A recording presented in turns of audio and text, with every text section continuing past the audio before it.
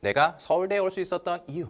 다소 약간 거만한 제목으로 시작해 보도록 하겠습니다. 제가 어떻게 서울대에 올 수 있었는지, 그리고 이 강의를 통해서 제가 어머님들께 전달하고자 하는 메시지가 무엇인지, 그리고 이 강의를 구매하시지 않더라도 또는 구매하신 이후에 OT만 보시더라도 이 OT 강의를 통해서 우리 어머님들께서 우리 아이들을 앞으로 교육시키고 양육시킬 때 생각하셔야 되는 그 관점 하나에 대해서 말씀드리도록 하겠습니다. 그래서 이 강의만 보시더라도 앞으로 우리 어머님들께서 우리 자녀들을 교육시킬 때 그래, 내가 이런 생각으로 해야겠구나 라는 것 정도는 얻어가실 수 있을 테니까 이 강의 한번 끝까지 시청해 보시길 바라겠습니다. 자, 그러면 본격적으로 시작해 보도록 하겠습니다. 알아서 혼자서 공부 열심히 하는 옆집 아이들, 굉장히 부러우시죠?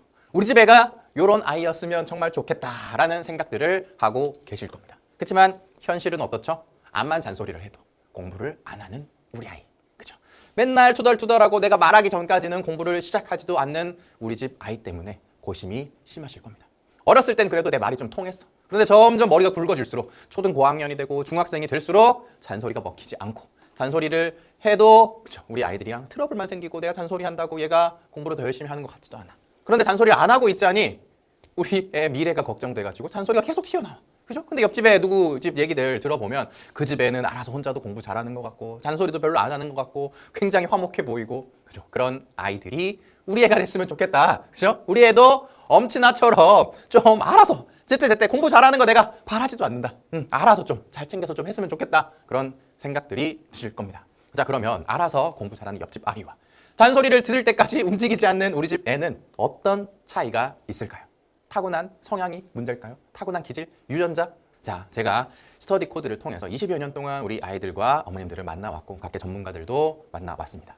그걸 통해서 제가 발견한 사실, 잔소리를 듣지 않아도 혼자서 잘 움직이는 아이들 뒤에는 무엇이 있었다? 그렇죠. 부모님의 적절한 개입이 있었습니다. 어떠한 개입이 있어야 되는가? 그러면 엄마의 빠빵한 전보력과 그 경제력으로 쫙 뒷받침해주면 되는 건가?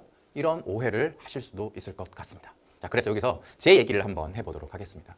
자, 그렇게 안 보이시겠지만 저도 나름 서울대 출신입니다. 돌이켜보면 제가 서울대에 올 수 있었던 이유 중에 가장 큰 것이 저희 어머님, 아버님의 교육이었던 것 같아요. 그러면 어떻게 가르쳤냐? 학원 뺑뺑이 돌리면서 이것저것 과외도 열심히 붙이고 옆에서 진짜 코치가 되고 매니저가 돼가지고 옆에서 하루 종일 뒷받침해줬나? 자, 전혀 아닙니다. 그런 과도한 개입도 아니었고요.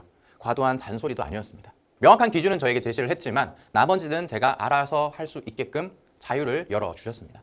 어떻게 보면 그게 어쩔 수 없는 상황이었을 수 있습니다. 제가 공부했던 지역은 학군지도 아니었고요. 주변에 사교육을 이용할 수 있는 그런 환경도 되지 못했습니다.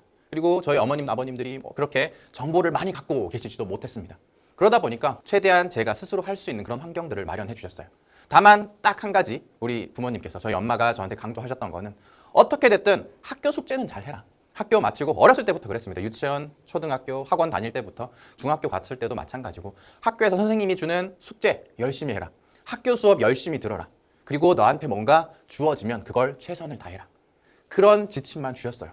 그래서 다른 공부는 내가 어떻게 하든 모르겠지만 학교 갔다 오면 친구들 만나기 전에, 놀러 나가기 전에 학교에서 나온 숙제 그만큼은 최대한 해라. 그것만 하면 너 마음대로 해라 라고 저에게 많은 자유를 열어주셨습니다. 그래서 저는 딴 건 안 하더라도 학교 수업 열심히 듣고 학교 선생님께서 내주신 그 숙제는 적어도 내가 해야 되는 거구나 라는 당연한 생각들을 갖고 점차 중학생, 고등학생이 될 수 있었고, 그러다 보니 어떻습니까? 나에게 주어진 기본적인 공부는 내가 이렇게 기본적으로 성실하게 다 끝내는 게 맞구나 라는 생각들이 자리 잡게 된 거죠.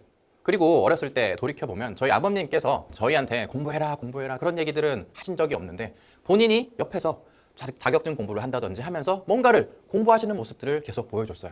그러다 보니까 너희는 어때요? 아빠가 옆에서 뭔가 책 보고 하고 있네? 그러면 자연스럽게 저희도 그걸 따라 할 수밖에 없겠죠. 제가 학원을 선택할 때도 마찬가지였습니다.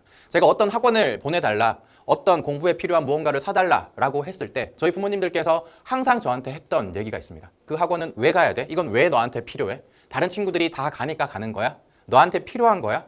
자, 그런 질문을 주셨을 때 자연스럽게 저는 생각을 하겠죠. 이게 나한테 정말 필요한 학원인가? 항상 그래서 뭔가를 문제집을 사건, 학원을 가건 어떤 공부에 필요한 것들을 구매할 때 이게 나한테 정말 필요할까? 라는 생각들을 할 수 있는 기회를 주셨던 거죠. 무분별하게 다른 친구들이 다 하는 것들을 따라하기보다는 저한테 필요한 것들만 선택하면서 사교육에 휘둘리지 않을 수 있었던 좋은 기준이 됐습니다.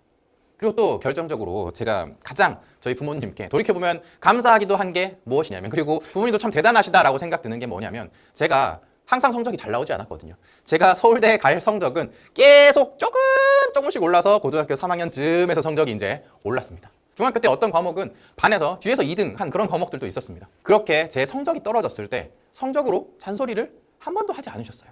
내가 너 공부 안 하더니 이럴 줄 알았다, 이런 얘기 한 번쯤 하실 법도 한데, 오히려 아유 지나간 거 어쩌겠냐, 다음에 그냥 더 열심히 하면 되지, 너가 왜 성적이 안 나왔는지 한번 생각해봐라, 그런 식으로 저한테 피드백을 주셨습니다. 그래서 저는 그죠? 그 성적이 안 나왔을 때 뭔가 부모님께 혼날까 봐 그런 것보다는 그럼 다음에 어떻게 하면 더 잘할 수 있지? 이런 생각들을 자연스럽게 할 수 있었던 거죠. 자, 이런 저희 부모님의 적절한 개입들, 그죠? 최소한의 그런 기준과 규칙을 정해주고 그 이외에 제가 알아서 공부를 할 수 있는 환경들, 잔소리로 무언가를 하기보다는 스스로 제가 뭔가를 할 수 있게끔, 그리고 남들 따라서 아무 생각 없이 선택할 수 있는 학원이나 인강도 제가 기준을 갖고 생각할 수 있는 기회를 주셨고, 뭔가 성과가 나오지 않았을 때, 제대로 된 결과가 나오지 않았을 때 그걸 혼날까 봐 감추거나 거기서 좌절하고 주저앉기보다는 다음으로 도약할 수 있는 그런 기초 체력들을 저희 부모님들께서 적절한 개입을 통해서 마련을 해 주셨습니다. 아, 그래요. 그 뭐 공부에 있어서 이렇게 적절하게 개입하셔가지고 뭐 좋은 성과 냈습니다. 자, 그런데 그거는 당신이 알아서 잘하니까 부모님도 최소한으로 개입해서 좋은 성과 나온 거 아닙니까? 그건 알아서 잘하는 일부의 아이들에게만 해당되는 얘기지 우리 집 애에게는 해당이 안 됩니다, 라고 생각을 하실 겁니다. 자, 그런데 제 사례뿐만 아니라 제가 만나온 수많은 명문대생들, 그리고 제가 만나온 수많은 학생들과 어머님들, 그리고 수많은 전문가들이 공통적으로 얘기하는 것들이 있습니다. 부모님이 과도하게 개입한 경우에는 절대로 자기주도적인 학습을 할 수가 없다라는 게 공통된 의견이고, 수많은 학생들을 통해서 제가 지켜봐 왔습니다. 부모님들께서 적절하게 개입을 하셨기 때문에 우리 아이들이 그런 능력을 갖게 된 것인지, 반대로 너무 과도하게 개입을 했기 때문에 우리 아이들은 잔소리가 안 통하는 것인지, 거기에 대해서 한번 생각해 보실 필요가 있습니다. 적절한 개입을 한 경우, 그리고 과도한 개입을 한 경우, 두 가지를 나눠서 한번 생각을 해보도록 합시다. 자, 부모님들께서 최소한으로 딱 필요한 만큼 적절하게 개입을 했어요. 예를 들어서 수영을 처음 배운다고 생각을 해봅시다. 자, 적절하게 물에서 받쳐주면서 우리 아이들이 팔 동작, 발차기를 배울 수 있는 최소한의 개입만 해준 상태. 그리고 반대로 앞에서 보트를 타고 끌고 그냥 가버리는 그런 경우, 두 가지를 생각해 봅시다. 그죠? 이 친구는 어때요? 엄마 아빠가 살짝만 밑에서 잡고 있으니까 내가 안 빠지려면 어떻게든 내가 물장구를 치고 헤엄을 치는 방법을 배워야 합니다. 그런데 우리 집은 계속 날 보트에 끌고 가주네? 나 가만히 있어도 앞으로 쭉 잘 나가네? 그러면 이 아이들은 굳이 수영을 배울 필요가 없죠. 적절하게 이렇게 뭔가를 개입한 경우에는 우리 아이들이 스스로 무언가를 훈련할 수 있는 기회가 생깁니다. 자, 그런데 반대로 다 엄마 아빠가 결정해주고 이거 해라 저거 해라, 너는 이 학원 가면 되고 요 학원 가면 되고 하루에 몇 시간 뭘 공부를 해야 되고, 그런 것들을 엄마가 다 정해줘. 아침부터 저녁까지 스케줄 엄마가 다 꿰고 있고, 이거 끝나면 저기 가야 되고 저기 끝나면 여기 가야 되고 그 다음에 숙제는 이거 해야 되고, 엄마가 다 챙겨줬어. 그럼 이 친구는 내가 오늘 무슨 공부를 해야 될지 굳이 계획을 안 세워도 되죠. 엄마가 알아서 나한테 오늘 할 계획을 갖다 주니까. 휴대폰 통제할 필요가 왜 있나요? 한참 재밌는 휴대폰 하다가 어느 한계치에 다다르면 엄마가 잔소리를 하니까. 엄마가 잔소리하기 직전까지 나는 이 재밌는 걸 하는 게 우월 전략이니까. 그쵸? 굳이 내가 이걸 컨트롤할 수 있는 노력을 하지 않아도 돼요. 반대로 어떻습니까? 엄마가 너 오늘 주어진 숙제 너가 알아서 다 해. 나머지 시간 너가 알아서 잘 활용하렴. 이라고 하면 숙제가 뭐였지? 하다못해 그 생각이라도 해야 되죠. 이 친구는 어때요? 숙제가 뭔지 고민하지 않아도 됩니다. 다 알려주니까. 숙제 안 했다 그럼 엄마가 밤에 자기 전에 계속 앉아서 하라고 강요를 하니까. 반대로 저 친구는 오늘 숙제 뭐였지? 이것만 하고 나 놀면 되나?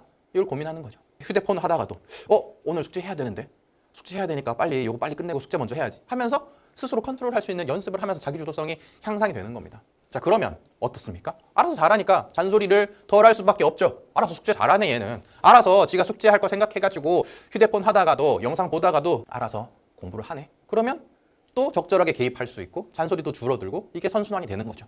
반대로 계속 엄마가 개입해서 다 챙겨주다 보면 어느 순간 부모님이 이 통제할 수 있는 영역 밖으로 넘어가죠. 공부할 것도 많아지고 너무 다양한 것들을 해야 되니까. 그러면 자기 주도성이 없는 상태에서 해야 될 건 많아지면 못 챙기는 게 많아지는 게 당연하죠. 그러면 잔소리가 많아지고, 잔소리가 많아지면서 또 내가 안 챙기면 안 되네 하면서 계속 개입하게 되고, 이게 더 악화가 되는 겁니다. 이게 지금 요즘 수많은 학생들에게 나타나는 문제입니다. 왜냐? 과거에 비해서 요즘 부모님들 그렇죠? 훨씬 더 많은 개입을 합니다. 놀이터에서 놀다가 친구들끼리 조금 트러블 생기면 어떻습니까? 거기에 다 부모님들이 너가 친구한테 사과해 하면서 그런 것까지 다 개입을 해줍니다. 그죠? 우리 애들은 뭔가 문제 상황이 발생할 때 엄마만 봐요. 엄마가 다 해주니까. 그런 것들을 해결할 수 있는, 그런 것들을 스스로 자기주도적으로 뭔가를 할 수 있는 그런 것들을 우리 아이들은 훈련할 기회 자체가 없었던 겁니다. 그러다가 점점 나이가 먹으면 어때요? 해야 될 건 많은데 나는 내가 스스로 뭔가를 컨트롤 해본 경험 자체가 없는데 내가 나를 통제할 수 있는 그런 역량 자체가 갖춰져 있지 않은 거죠. 그렇죠? 공부를 잘함에 있어서 자기 통제력 굉장히 중요합니다. 자기 동기력 굉장히 중요합니다. 내가 내 스스로 뭔가를 하고자 하는 그런 동기부여하는 힘, 그리고 어떤 문제 상황이 생겼을 때 이걸 해결하고 나를 관리할 수 있는 난 이제 이게 문제니까 저걸 해야지 이러면서 자기를 셀프 컨트롤할 수 있는 그런 능력들 공부를 함에 있어서 너무 중요합니다. 그런데 요즘 애들은 이 자기주도성을 키울 기회조차 얻지 못하고 있다라는 겁니다. 자, 도표로 한번 만들어 봤는데요. 자, 세로축은 자율성입니다. 우리 아이들이 자유롭게 할 수 있는 그런 여지들. 가로축은 우리 부모님의 개입 강도입니다. 개입이 적절하게 있고 우리 아이들의 자율성이 충분히 확보가 됐을 때 적절한 개입입니다. 그죠? 명확한 기준을 통해서 최소한의 개입을 해주시는 가장 이상적인 상황이죠. 근데 요즘에 어떻습니까? 요즘에는 이런 상황이죠. 대부분 과잉 통제입니다. 과도하게 개입하고 지시하고 통제함으로써 우리 아이들은 딱 부모님이 시킨 대로만, 부모님이 만족할 때까지, 내가 공부하는 이유도 부모님을 만족시키기 위해서, 내가 공부를 뭘 해야 하는지도 부모님이 주는 대로, 그러다 보면 우리 아이들은 자기 주도성이 굉장히 없어지게 되는 거죠. 반대로 요즘에 이렇게 너무 과도하게 개입해가지고 아이들이 스트레스 받는 것 같아 라고 하면서 너무 애들을 방임하는 경우들도 종종 발생을 합니다. 너 자유롭게 해. 너가 알아서 해. 엄마는 그냥 지켜볼 테니까 네 삶 네가 알아서 살아. 나이가 조금 있는 친구들이라면 어느 정도 이게 가치 판단도 되고 뭐가 옳고 그른지를 알 수 있지만 아직 어린 친구들은 뭐가 옳은 건지 뭐가 그른 건지 정보도 부족하고 어려움들이 많아서 이런 경우에는 뭔가 명확한 기준이 없죠. 내가 이게 하는 게 맞나? 내가 스스로 하려고 하는데 이게 맞을까? 라고 생각이 들었을 때 판단할 수 있는 기준, 나를 도와줄 수 있는 사람이 없는 거죠. 내가 잘못했을 때도 이걸 맞는 방향으로 고쳐나갈 수 있으려면 적절한 피드백이 있어야 되는데 그것도 없는 거죠. 그럼 어떻습니까? 이런 친구들은 자기 주도성이 많을 수는 있지만 굉장히 시행착오도 많아지고요. 돌아가는 경우들이 많아서 비효율이 많이 발생하게 될 겁니다. 그럼에도 사실 과잉 통제해서 아이들이 스스로 아무것도 할 수 없는 것보다는 차라리 나을 수 있어요. 왜냐하면 결국 고등학교 올라가면 올라갈수록 우리 아이들이 자유롭게 뭔가를 할 수는 있어야 하거든요.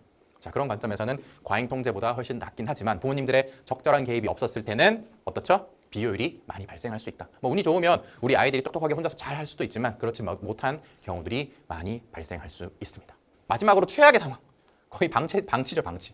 우리 애들은 스스로 게임만 하고 스스로 놀기만 하고 하루 종일 인터넷 세상에 빠져 있고 그럼에도 불구하고 너 알아서 해. 최악의 상황입니다. 자, 이런 부모님들은 아마 여기 와 계시지는 않으실 텐데 대부분 여기 셋 중에 하나에 속하시겠죠? 자, 어느 쪽에 속하시는지 한번 판단을 해보시길 바라겠습니다. 이런 네 가지 경우에 어떤 결과가 발생할까요? 그렇죠? 이 적절한 개입이 있을 때, 그렇죠? 진짜 자기 주도 학습이 가능해집니다. 우리 아이들이 자율적으로 무언가를 선택하고 공부하고 그리고 우리 부모님들이 적절한 기준과 적절한 피드백을 줬을 때 훨씬 효율적으로 효과적인 자기주도적 학습을 할 수가 있고요. 이렇게 우리 아이들이 스스로 뭔가를 계속 하기는 해. 그런데 이게 맞는지 저게 맞는지 애매하고 불확실성이 있을 때 비효율적인 공부가 될 거고요. 과잉 통제했을 때는 그죠? 지금 대부분의 부모님들이 어렸을 때부터 하고 있는 부모 주도 학습을 하고 계실 겁니다. 자, 그런데 이 부모 주도 학습은 초등 때까지만 통합니다. 초등 고학년만 돼도 사실 이게 잘 안 통하죠. 요즘 친구들은 초등학교 5학년, 6학년이 됐는데 공부 번아웃이 오는 친구들도 있습니다. 7세 고시다, 4세 고시다 어렸을 때부터 엄청나게 사교육을 많이 시키면서 엄청나게 공부 스트레스를 많이 받습니다. 초등학교 한 3학년만 돼도 놀이터에서 친구들을 만날 기회가 없어요. 다 학원을 가버리니까. 그런 친구들이 고등학생이 됐을 때, 중학생이 됐을 때 이게 계속 먹힐 가능성은 거의 제로에 수렴합니다. 물론 일부의 아이들은 엄마가 계속 끌고 가는 대로 꾸역꾸역 갈 수도 있어요. 아주 일부의 경우 성공 사례가 나올 수 있습니다. 그렇지만 성적은 성공 사례일지 몰라도 그 아이들의 속은 썩어 문드러져 있을 거고요. 부모와 자녀 사이의 관계는 굉장히 무너져 있을 가능성이 큽니다. 자, 그런 상황에서 이 수험생활 6년, 12년을 보내시겠습니까? 실패할 가능성도 큰데. 근데 대치동에 가보면 부모들이 탁착착착 다 해가지고 그렇게 공부 잘하는 애들 많은데요. 자, 성공한 사례들만 봐서 그렇습니다. 대치동에 수많은 사람들이 이 멋진 목표를 갖고 이 많은 성공 사례를 보면서 대치동으로 들어갑니다. 집도 좁혀가면서, 그죠? 힘들게 없는 살림 다 모아가지고 아이 교육을 위해서 이 몸테크를 합니다. 그죠? 그런데 어때요? 거기서 실패하는 친구들이 훨씬 더 많습니다. 성적이 잘 나오는 이유들, 공부 잘하는 애들, 학업에 관심 많은 집의 아이들이 거기 다 몰려가니까. 그럼에도 불구하고 그 아이들 중에 상당수가 명문대에 진학하지 못합니다. 그건 우리가 안 보이죠. 우리 애들은 그렇지 않을 거라고 믿으니까. 그렇지만 절반 이상의 아이들은 어머님들이 생각하시는 그런 명문대에 못 가요. 아, 그래도 절반이나?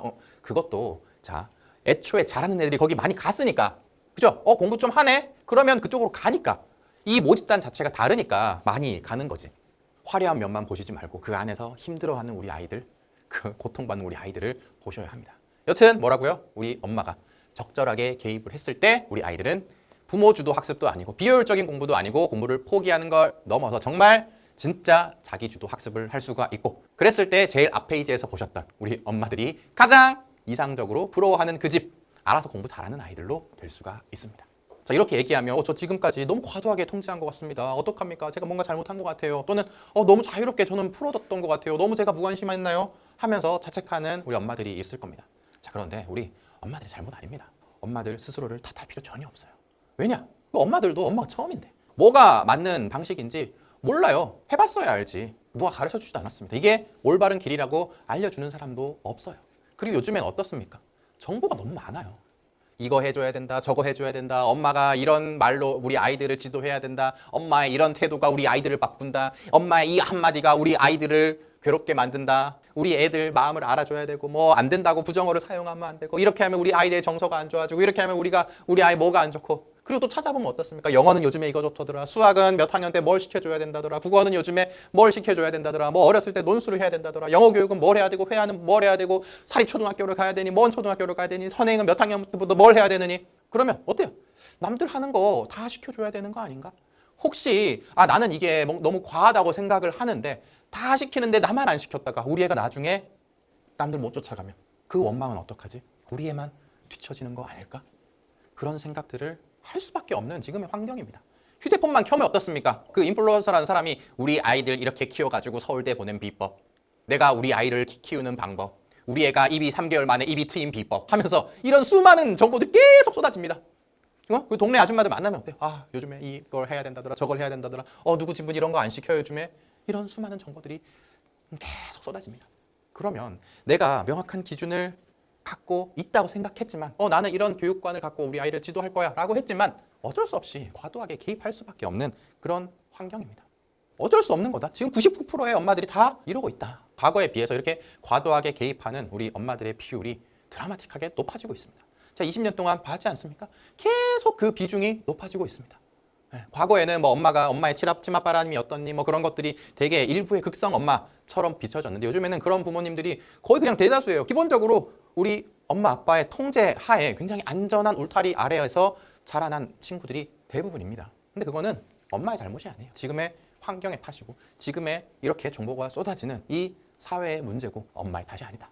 그래서 이미 이런 것들에 대해서 문제의식을 가진 부모님들이 많이 계실 겁니다. 그래서 이 강의 오리엔테이션까지 보고 계실 텐데 이렇게 다 시켜야 되나? 요즘에 이것저것 다 시키는데 이게 맞나? 라는 생각들 우리 어머님들 한 번쯤은 해보셨을 거예요. 그래서 또 많은 정보들을 찾아보시다가 이 강의까지 오셨을 텐데 정보들을 찾아보다 보면 양육에 대한 컨텐츠 요즘에 쏟아지죠. 우리 아이들 어떻게 키워야 된다. 뭐 우리 아이의 정서에 이게 중요하다. 아이들을 행복하게 키우려면 뭐 이렇게 해야 된다. 그런 정서 관점에서 우리 아이의 양육 관점에서 수많은 정보들이 쏟아지고 있습니다. 그리고 반대로 이제 나이가 조금 차면 교육에 대한 정보들을 찾아보시죠. 영유아 때는 우리 아이들 어떻게 행복하게 밝게 잘 키우지 이런 데 관심이 많으시다가 이제 또 한편으로 그래도 우리 공부 잘 시켜서 좋은 대학 가야 되는데 요즘에 의대 보내야 된다는데 의대 보내려면 초딩부터 뭘 해야 된다는데 하면서 교육에 대한 정보를 찾아보기 시작합니다. 대학은 잘 보내야 되니까. 그렇죠? 그런데 이 두 가지가 계속 보다 보면 충돌을 해요. 왜냐? 양육을 시키는데 목적을 두고 정보를 찾아보다 보면은 근데 공부는 언제 시키지? 교육에 관련된 콘텐츠를 찾아보면 뭐 초등학교 때부터 뭐 이것저것 시켜야 된다라고 하는데 우리의 스트레스는 어쩌지? 이 두 가지가 굉장히 충돌을 해요. 그래서 그 사이에서 어떤 걸 기준으로 우리 아이들을 교육시키고 양육시켜야 하는지 우리 부모님들께서 굉장히 혼란스러우실 겁니다. 어느 날은 심호흡하면서 우리의 말을 잘 들어줘야지. 그래 그래 너 말이 다 맞단다 얘야 하면서 웃으면서 하다가 또 얘가 공부 안 하고 너무 해맑게 웃고 있는 모습을 보면 야 얘 공부시켜야 되는데 그러면서 잔소리가 또 올라왔다가 뒤로 돌아서 아 이렇게 잔소리하면 우리 애 정서에 안 좋다고 했는데 그러면서 하루에도 몇 번씩 오락가락 할 겁니다. 그래서 제가 이 강의를 만들었습니다. 이 엄마 매니저 2.0 강의는 이 양육 관점에서 그리고 교육 관점에서 우리 어머님들이 공부 정서도 잘 지키면서 공부는 어떻게 또 시킬 수 있지? 우리 아이 공부 스트레스 너무 안 받게 그리고 나와 공부 때문에 이렇게 너무 트러블 안 생기게 하면서 어떻게 공부를 시킬 수 있지? 그런 정보들을 다 모아서 만든 게 이 엄마 매니저 강의입니다. 제가 20년 동안 수많은 학생들과 학부모님들, 그중에서도 최상위 학생들과 학부모님들을 만나오면서 느꼈던 이 부모님들의 공통점, 그리고 대한민국에서 우리 아이들을 교육시키기 위해서 꼭 알고 있어야 하는 정보들, 그리고 그 정보들을 바탕으로 입시를 위해서 우리 아이들을 어떻게 양육을 해야 하면 되는지, 자 여기에 필요한 모든 정보들을 모아서 압축해서 꼭 필요한 강의들만 이 엄마 매니저 강의에 담았습니다. 자, 교육과 양육을 동시에 교육만 보자니 애들 너무 스트레스 받을 것 같고 양육만 신경 쓰자니 대학은 못 보낼 것 같고 아이는 행복한데 공부는 못 할 것 같고 행복을 한데 대학은 못 갈 것 같고 그런 딜레마에서 벗어날 수 있게끔 공부를 하는데 필요하지만 그렇다고 과도하게 스트레스를 주면서 우리 아이들을 압박하면서 어떻게든 공부시키고 끌고 가는 그런 관점이 아니라 교육과 입시를 기준으로 우리 아이들을 어떻게 키울 수 있는지에 대한 정보들을 담았습니다. 그리고 최상위권 수준의 상위 1%의 아이들을 길러낸 우리 부모님들의 특징들을 모았습니다. 그리고 대한민국 입시를 치르는 이 과정에서 우리 부모님들께서 꼭 알고 계셔야 하는 핵심적인 정보들, 공부의 기준들 이런 것들을 다 담았습니다. 학원은 어떻게 선택해야 되는지, 입시는 요즘에 어떻게 바뀌고 있는지, 공부 계획은 어떻게 컨트롤해야 되는지, 초등부터 고등까지 어떤 커리큘럼으로 공부를 시켜야 하는지, 혼자서 공부는 어떻게 해야 하는지, 초등학교, 중학교, 고등학교 공부는 어떻게 달라져야 하는지, 잔소리로 안 먹히는 우리 애들 바꾸기 위해서는 어떻게 해야 하는지 등등 우리 어머님들께서 꼭 알고 계셔야 하는 이 모든 내용들을 15강의 강의에 담았습니다. 이 강의를 들으시면 앞에서 말씀드렸던 그 적절한 개입을 하실 수가 있을 겁니다. 적절한 개입을 하려면 어떻습니까? 명확한 기준과 정보가 있어야 되겠죠. 이게 맞다라는 확신이 있어야겠죠. 그 확신을 이 강의를 통해서 드릴 거고요. 내가 어디까지 도와줘야 되는지 요거는 우리 아이들이 스스로 해야 된다. 이런 것들을 이 강의를 통해서 기준을 명확하게 잡으실 수가 있을 겁니다. 그래서 이 엄마 매니저라고 얘기를 들으면 어떻습니까? 엄마가 공부하는데 뭘 그렇게 극성으로 개입해야 되냐? 엄마가 매니저까지 돼가지고 하나하나 다 챙겨야 되냐? 너무 과한 거 아닌가? 라는 생각들을 하셨을 수도 있을 겁니다. 자, 그런데 극성 엄마를 만들기 위한 강의는 아닙니다. 완전히 정반대에 있는 강의입니다. 적절한 개입을 통해서 그렇죠? 명확한 기준과 양육과 교육을 아우르는 그 정보들을 바탕으로 최소한으로 개입하고 최소한으로 필요한 정보들만 우리 아이들에게 엄마들이 제공을 함으로써 그렇죠? 과도한 개입과 통제가 아니라 그렇다고 자율 방임하면서 아이들이 혼자서 하도록 내버려 두는 게 아니라 적절한 개입을 통해서 아까 말씀드렸던 것처럼 진짜 자기주도 학습을 할 수 있게 만드는 강의입니다. 그래서 이 강의를 통해서 완전한 공부 독립, 자녀 양육의 목표가 독립이다라는 얘기들 요즘에 너무 많이 들어보셨죠? 공부도 마찬가지입니다. 생활적인 측면만 우리 아이가 독립을 하는 게 아니라 공부도 완벽하게 독립할 수 있어야 돼요. 이 교육의 목적도 공부 독립이 돼야 됩니다. 이 공부 독립이 빨리 되면 빨리 될수록 우리 아이들이 엄마들이 원하는 그런 성과를 내는 데에도 더 가까이 가게 될 겁니다. 그래서 이 강의는 극성 엄마를 양산하는 그런 강의와는 차원이 다르다. 애초에 목적지가 정반대입니다. 과도한 개입과 통제가 아니라 적절한 개입을 통해서 완전한 공부 독립. 내가 공부를 이것저것 시키자니 우리 애들 너무 스트레스 받는 것 같아. 이건 너무 아닌 것 같아. 요즘 이 치열한 경쟁 이거 너무 아닌 것 같은데 라고 생각하시는 그런 부모님들, 그럼에도 불구하고 대안을 찾지 못하시는 그런 부모님들을 위한 강의예요. 요즘에 공부 때문에 이 애들이랑 이 부모 자식 간의 그 관계가 너무 틀어졌습니다. 애들도 애들이지만 내가 너무 스트레스 받아 죽겠습니다. 그런 엄마들이라면 이 강의를 보시면 명쾌하게 해답과 해결책들을 찾아보실 수가 있을 겁니다. 자, 그러면 이 강의 앞으로 어머님들 어떻게 수강하셔야 하나? 이 강의는 단순한 교양 강좌 아닙니다. 자, 각 잡고 공부를 하셔야 돼요. 왜냐? 이 강의를 듣고 실제 어머님들께서 우리 아이들을 교육하고 양육하는데 적용을 하셔야 되거든요. 일상생활이 바뀌고 우리 아이들이 공부를 하는데 그게 바로 적용이 돼야만 이 강의는 효과가 있습니다. 그래서 대충 교양 강좌처럼 생각하고 들으실 거라면 차라리 안 듣는 게 나으실 겁니다. 그래서 강의를 들으시면서 실전 적용을 해야 된다라는 관점으로 계속 수강을 하시고요. 강의를 보시면서 메모를 하십시오. 아, 이 강의가 이런 내용이 나한테 필요하겠구나 하면서 메모도 하시면서 보시고요. 그리고 제가 강의 끝마다 숙제를 내드립니다. 강의 내용을 바탕으로 실전에서 이런 행동들을 한번 해보십시오라고 그런 과제들을 드릴 거예요. 이 강의를 듣고 숙제만 하셔도 사실 지금까지 하지 않았던 그런 행동들을 어머님들께서 하실 수 있게 될 것이고 지금까지 하지 않았던 그런 생각들을 하게 됨으로써 많은 변화가 생길 겁니다. 근데 반대로 제가 내드린 숙제 제대로 안 하고 강의도 띄엄띄엄 들으면 아무런 실전에는 변화가 없겠죠. 좋은 교양 강좌 들었어. 그런데 현실은 바뀌지 않아. 그러면 아무 소용이 없습니다. 그러니까 강의 잘 듣고 실전 적용을 해야 된다라는 관점을 갖고 숙제 열심히 하시길 바라겠습니다. 그리고 반복 수강이라고 말씀을 드려뒀는데요. 자, 이 반복 수강이라는 건 뭐냐면 한 번 듣고 모든 내용을 다 숙지하시고 실제 공부에 적용하실 수도 있습니다. 그런데 계속 우리 아이들을 키우다 보면 다양한 상황들이 생기잖아요. 지금 강의를 듣는 이 순간에는 이 내용이 당장 현실과 연결이 안 될 수도 있어요. 그런데 어느 시점에 갔는데 어떤 문제 상황이 생겼어. 그런데 이거 그때 3강에서 이런 얘기 했었는데 하면서 그 내용이 안 떠오를 수가 있죠. 뭐 예를 들어서 사교육 선택법에 대해서 강의를 들었습니다. 그런데 지금 당장은 얘가 지금 학원을 지금 선택할 그 시기가 아니야. 그래서 오케이 하고 넘겼어. 그런데 어느 날 새로운 학원을 다닐까 말까라는 결정을 해야 되는 순간이 왔어요. 그럴 때 필요한 강의를 다시 수강을 하셔라 라는 말씀입니다. 자, 그래서 실전에 적용시킨다라는 관점으로 이 강의를 꼭 활용하시길 바라겠습니다. 그래서 수강 기간도 넉넉하게 드립니다. 원래 수강 기간은 기본 3개월입니다. 일주일에 2개 강의 정도 듣는다고 생각을 하면 한 2달 정도면 다 들으실 수가 있고 그것도 이제 조금 미뤄지시는 분들을 위해서 3개월이 기본입니다만 보너스로 3개월의 복습 기간을 추가로 드릴 겁니다. 그래서 그 복습 기간 동안은 앞에서 봤던 것들을 바탕으로 실제 공부에 계속 적용하시다가 잘 모르겠다.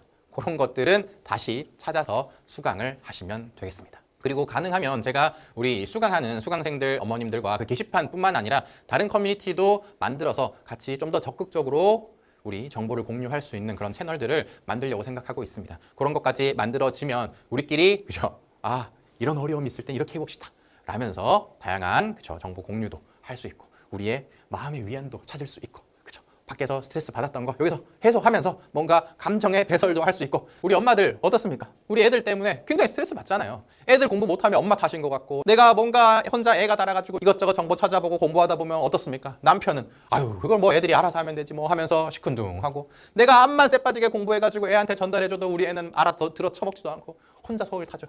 그런 우리 어머님들의 힘듦과 어려움 그런 것들도 저랑 같이 공유하면서 우리 같은 이 동지들과 공유하면서 그런 어려움들을 해결해 나갈 수 있는 그런 창구들도 제가 계속 마련을 해 보도록 하겠습니다. 그리고 또 제가 특강 게시판도 이제 만들어 둘 건데 특강을 통해서 이 강의에서 담지는 못했지만 지금 시기에 필요한 내용이라든지 강의에 담지 못했지만 새롭게 업데이트된 정보들이라든지 이런 것들은 정기적으로 특강 또는 어머님들만을 위한 그런 라이브 방송을 통해서 계속적으로 정보를 함께 공유드리고 업데이트를 해 나갈 예정입니다. 그래서 그런 것들까지 잘 활용을 하시면 우리 어머님들이 흔들릴 때마다 기준이 될 것이고요. 그리고 수많은 이 정보의 바다에서 명확한 기준을 잡고 우리 아이들을 키우실 수가 있게 될 겁니다. 근데 너무 말랑말랑하게 해가지고 우리 아이들 공부랑은 조금 거리가 있는 프로그램 아닙니까? 라는 생각을 할 텐데 저희는 스터디 코드입니다.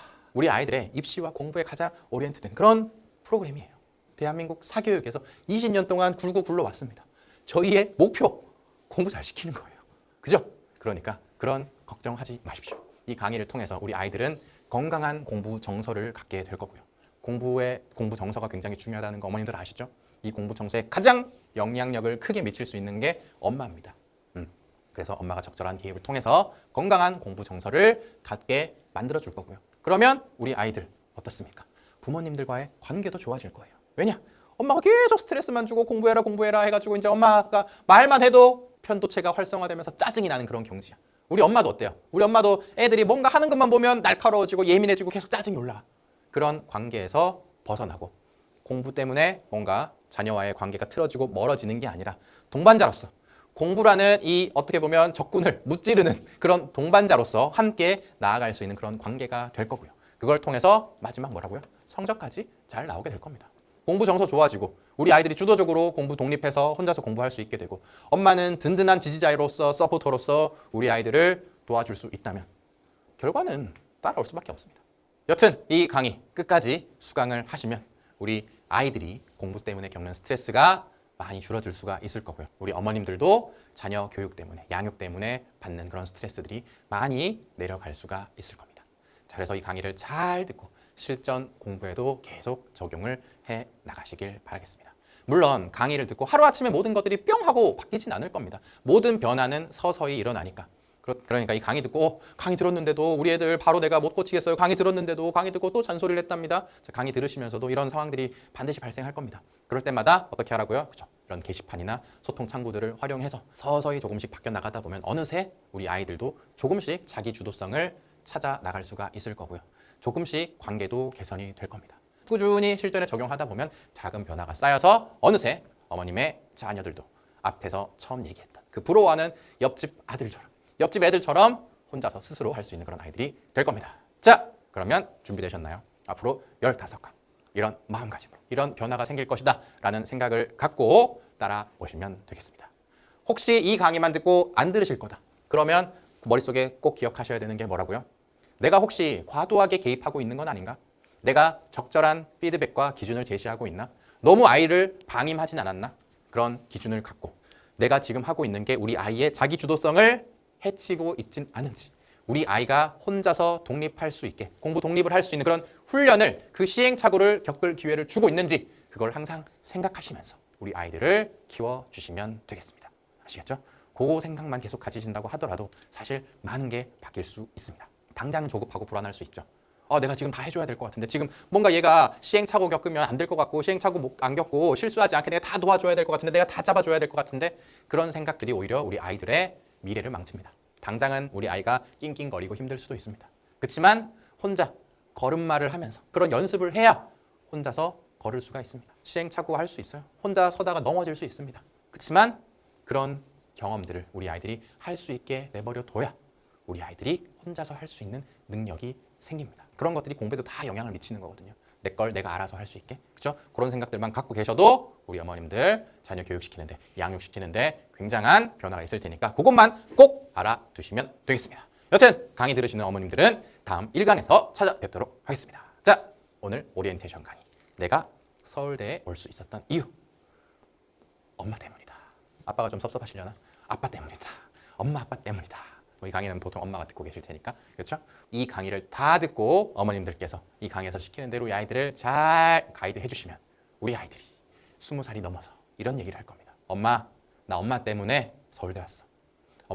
엄마 때문에 나 수험생활 그래도 다른 친구들보다 스트레스 덜 받으면서 보낼 수 있었어. 엄마 정말 고마워 라는 얘기를 20살 때 들을 수 있을 겁니다. 그런 이야기를 들을 수 있게끔 자, 시작해 보도록 합시다. 자, 그러면 1강에서 뵙겠습니다. 감사합니다.